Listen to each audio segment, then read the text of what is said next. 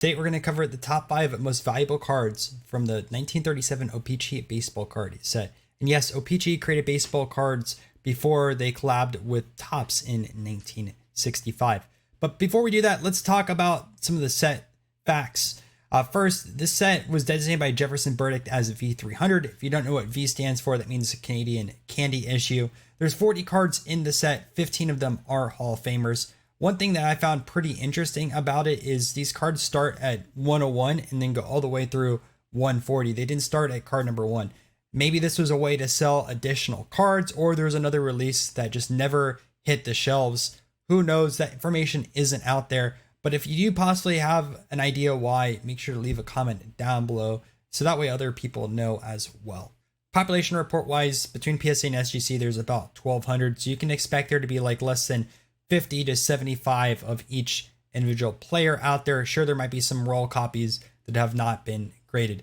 Design wise, O-Pee-Chee kind of blended two different brands that were created in the earlier 1930s. First, with the background, it kind of looks like a DeLong with the baseball card field. And then they'll also kind of use the batter up, how they have the cutout for the die cut in the center of it. So kind of a mixture of them both. On the back, also, there's a bio of players in both English and French. And that's because there's a large population of people that speak French in Canada. With all the background out of the way, let's start off with some honorable mentions. Up first, we have Lefty Grove. This card is pretty expensive. A 5 is $500. The last 8 sale was $1,200. Now, Lefty Grove has a lot earlier cards. He has some in the 1920s and also 30s. His 33 Gaudi is one of my favorites. The picture on it is really great. But this one was later in his career. Other two, you have two other Hall of Famers that are decently valued. You have Red Roofing and also Bill Dickey. And most of those, like the Roofing, if you look at a 6, it's about $400. The Bill Dickey, if you're looking at a 6, it is $660. If you guys are enjoying this video, make sure to hit the subscribe down below. It is absolutely free and helps support the channel. You also will see videos on how to spot fake sports cards and card show vlogs from shows all across the United States almost every single week. We're starting off the top 5 on this list with one of the greatest players ever, and that is Rogers Hornsby. His career, he had a 175 OPS plus, which if you know advanced statistics, really fantastic, and also had about 125 WAR. Easily a top 10 to a top 20 player in baseball history.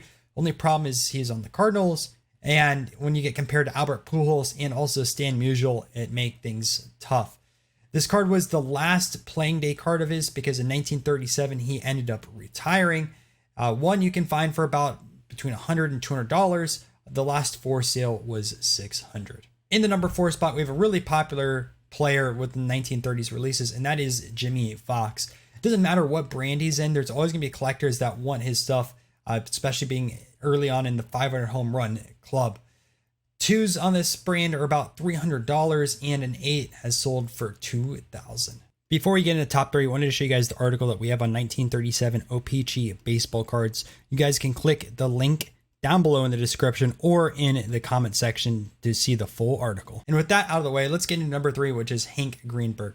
Pretty early on card for Greenberg. His rookie was in 1934 Gaudi, but this one's a lot tougher to find than that. If you don't know who Greenberg was, he was one of the first Jewish superstars in American sports. He also served in World War II, and across his baseball career, which is very short, by the way, he averaged 38 home runs a year. It's a shame he lost all the years of his prime to World War II.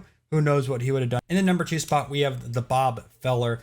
Now, I don't know for sure if this can be classified as a rookie card or not. He is a Gaudi premium, but from some sources I've seen online, some people classify it as a 36. Others say it's a 37. It depends on the type of the card. So if you're more of an expert on the Gaudi premiums, let me know down below in the description whether you count it as a 36 or a 37. Regardless, though, this is 1 year before his Gaudi heads up in 38, which a lot of people do classify as a rookie card. So this one is way tougher to find. 4s sell for about $3,400, and a 7 has sold for 5 figures, $10,000. Number 1 should be no surprise, and that is Joe DiMaggio. Now, this isn't the first Joe DiMaggio card. In fact, he has a card from the Pacific Coast League, an extremely rare card from the Z-Nut set. So this is back when he played in California before he was a Yankee. Now, he also has a 1936 Gaudi They had Gaudy cards in Canada before then as well. So this is still pretty early on in his career, 1937, and being scarce, it is expensive. A 2 has sold for $7,000, an 8, $100K. Hope you guys enjoyed this video. If you want to learn more actually about Bob Feller cards, this O-Pee-Chee is on his top 10 list. Make sure to watch his video right here.